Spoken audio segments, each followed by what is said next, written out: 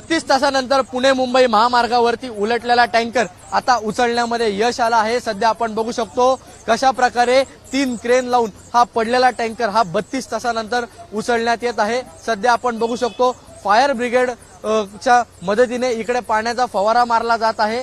यामागचं कारण म्हणजे यामध्ये काहीसा गॅस हा शिल्लक आहे। यामध्ये 40 टन गॅस होता, तो पहिले काढण्याची प्रक्रिया पार पाडली। त्यानंतर आता क्रेन मधून हा संपूर्णपणे टँकर उचलण्याची प्रक्रिया हा पार पडत आहे।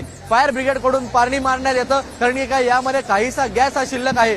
सध्या आपण बघू शकतो कशा प्रकारे गॅस आपल्याला दिसून पण येतोय। यामध्ये संपूर्ण पोलीस यंत्रणा असेल, एनडीआरएफ ची टीम असेल, फायर ब्रिगेड असेल, यांच्याकडून संपूर्णपणे या टँकरवरती पाण्याचा फवारा मारण्यात येतोय। यामध्ये आपण बघू शकतो की कशा प्रकारे यंत्रणा ही अजून देखील 32 तास झाले या ठिकाणी उपस्थित आहे। या ठिकाणी प्रत्येक गोष्टी या बघत आहे।